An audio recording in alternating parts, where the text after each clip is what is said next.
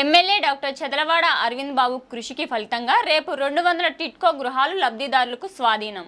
Narasaraopet municipality పరిధిలోని 200 టిట్కో ఇళ్లు అన్ని సౌకర్యాలతో నిర్మాణం పూర్తి చేసుకుని లబ్ధిదారులకు అందించేందుకు సిద్ధమయ్యాయి.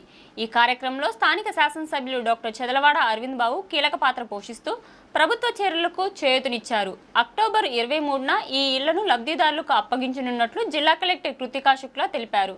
బుధవారం డాక్టర్ చదలవాడ అరవింద్ బాబు టిట్కో హౌసింగ్ కాలనీ సందర్శించి అక్కడి ఏర్పాట్లను పరిశీలించారు.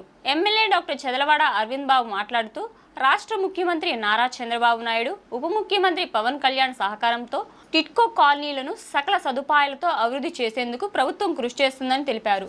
మిగిలిన లబ్ధిదారులకు కూడా త్వరలో ఇళ్లను అప్పగిస్తామని, కోర్టు కేసులో ఉన్న 270 ఇళ్ల విషయంలో సానుకూల నిర్ణయం త్వరలో వస్తుందని ఆయన ఆశాభావం వ్యక్తం చేశారు.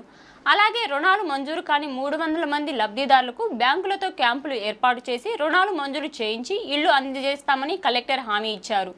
సెల్ డీడ్ రిజిస్ట్రేషన్ పెండింగ్లో ఉన్న ఇళ్ల ప్రక్రియను అక్టోబర్ 23 నాటికి పూర్తి చేస్తామని కలెక్టర్ తెలిపారు. డాక్టర్ చదలవాడ అరవింద్ బాబు నాయకత్వంలో టిట్కో కాలనీ అభివృద్ధి వేగవంతం కానుందని స్థానికులు సంతోషం వ్యక్తం చేశారు. ఈ కార్యక్రమంలో ఉమ్మడి కూటమి నేతలు పాల్గొన్నారు.